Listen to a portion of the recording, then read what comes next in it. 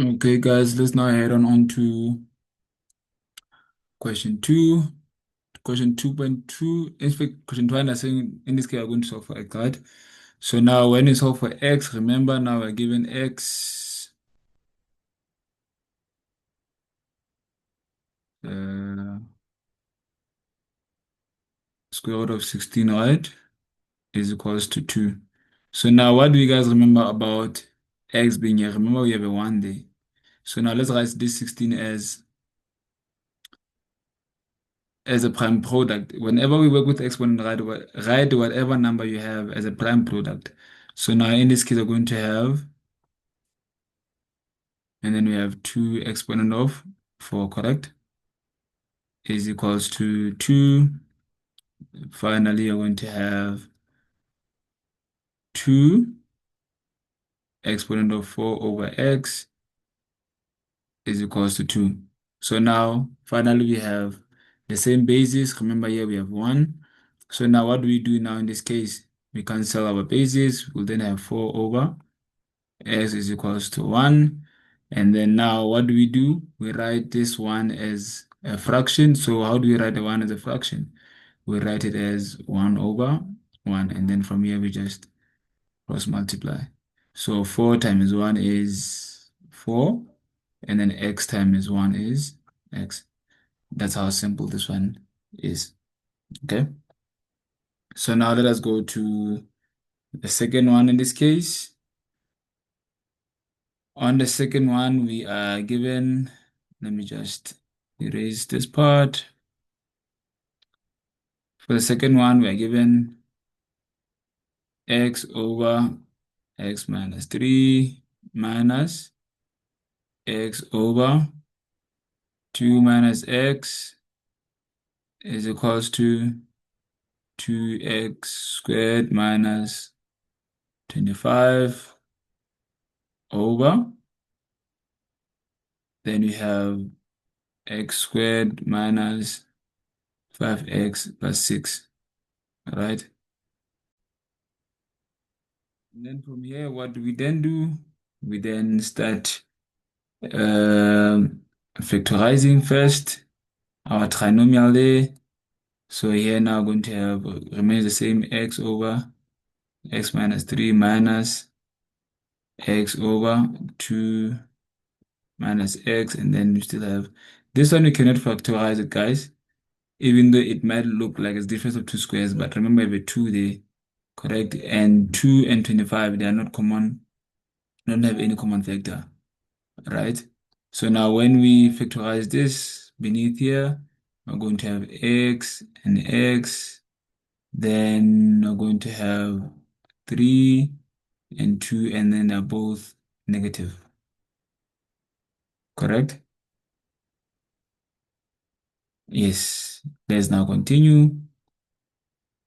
Therefore, what can you guys see between this term and that term there? They are also the same, right? But what is the only challenge is that with this one here, we have a challenge with the the signs, right? So now in this case, what do we then do? We're just going to change the sign of the whole term here, and we're going to get this one to be a positive as well, so that we can have order. So here we're going to have positive, we have x minus, and then we're going to write this term exactly the same as that one because we did a sign change rule. So we're going to have x minus 2 is equal to 2x squared minus 25 over x minus 3, x minus 2, right? So now what do we then do when we get to this point? We simply check. We need to multiply here. We need to get the same denominators there, right? So now we're going to multiply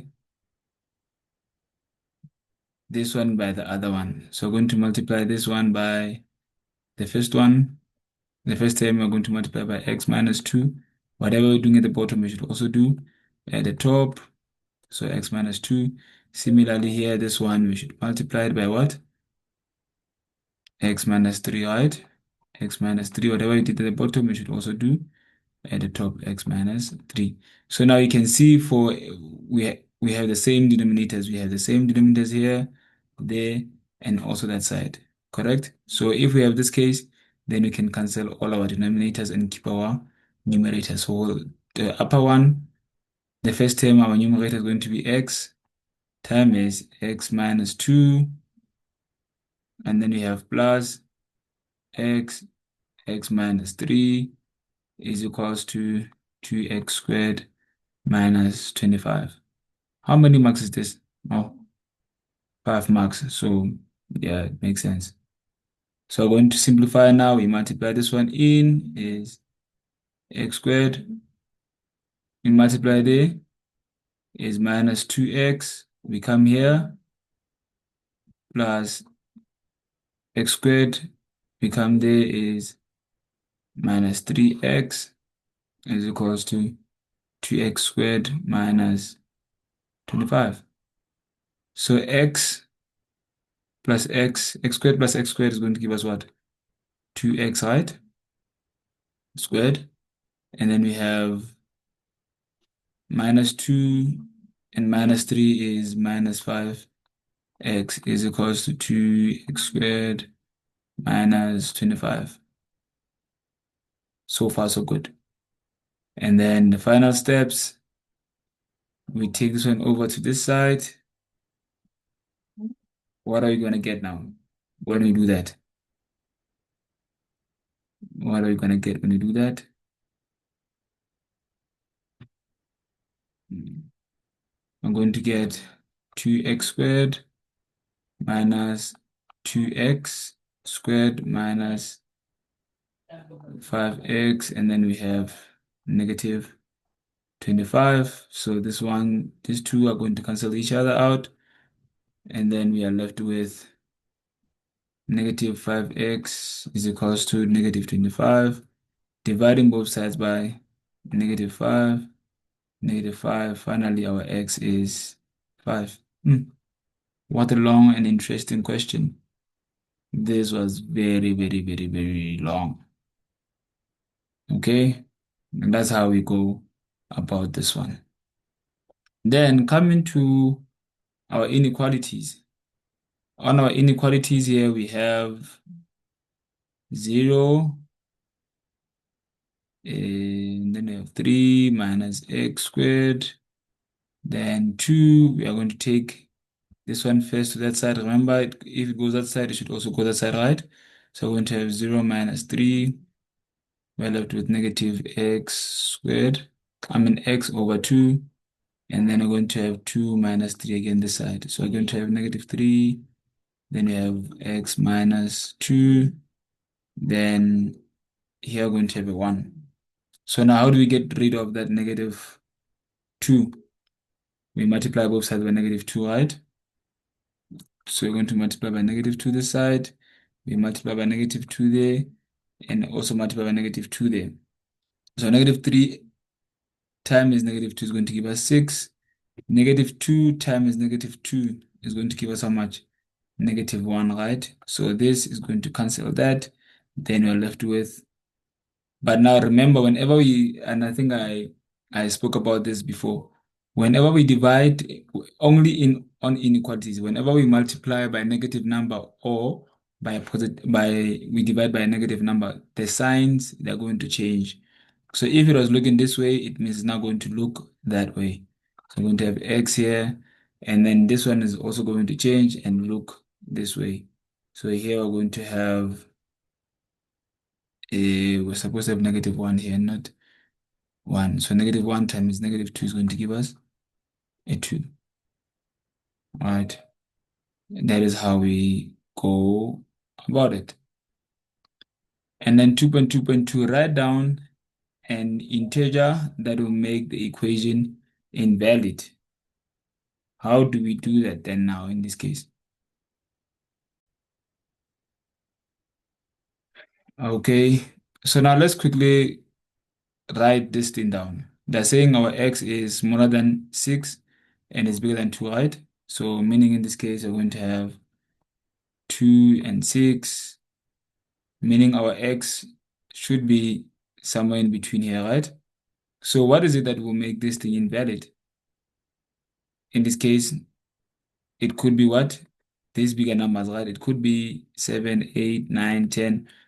If we get 7, 8, 9, 10, it's going to make this thing invalid. Or if we get any number, let's say 1 or negative or 0 or negative 2, is going to make this statement to be, or our x to be what?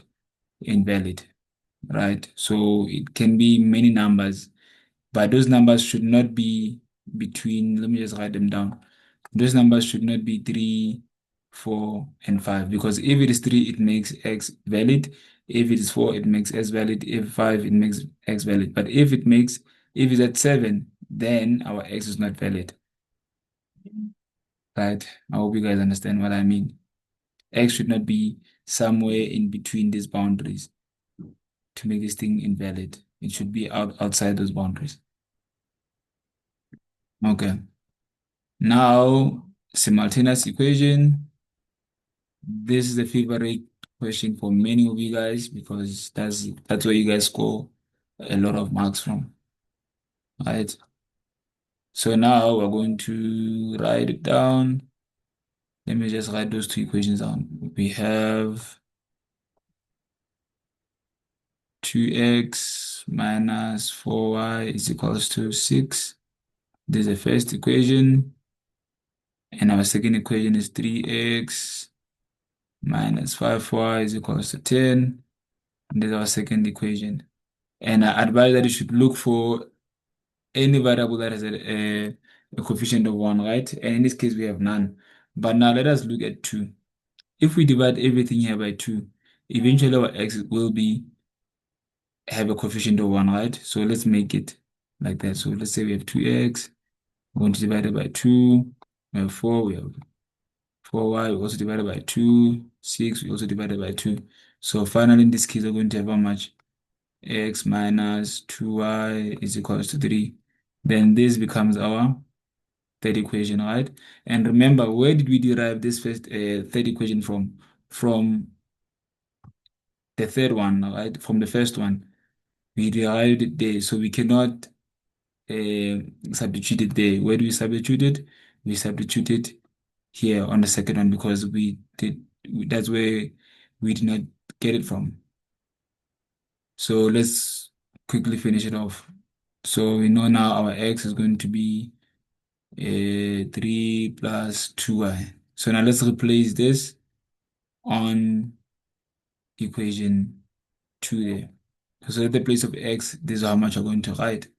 So we're going to have 3, and in the place of x, we're going to have 3 plus 2y minus 5y is equals to 10, right? And then now I'm going to multiply this thing in. It is 9 plus 6y minus 5y is equals to 10. Here we're going to have y is equals to 10 minus 9. So y is equals to how much? 1, correct? So once we found our y, then we're just going to replace it where now? On our third equation there.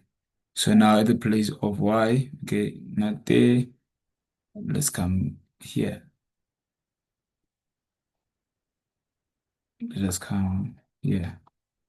So now we're going to therefore have x is equals to 3 plus 2 at the place of y is 1. So our x is equals to how much? 5. And that's about that, guys. That's about that. Thank you so much.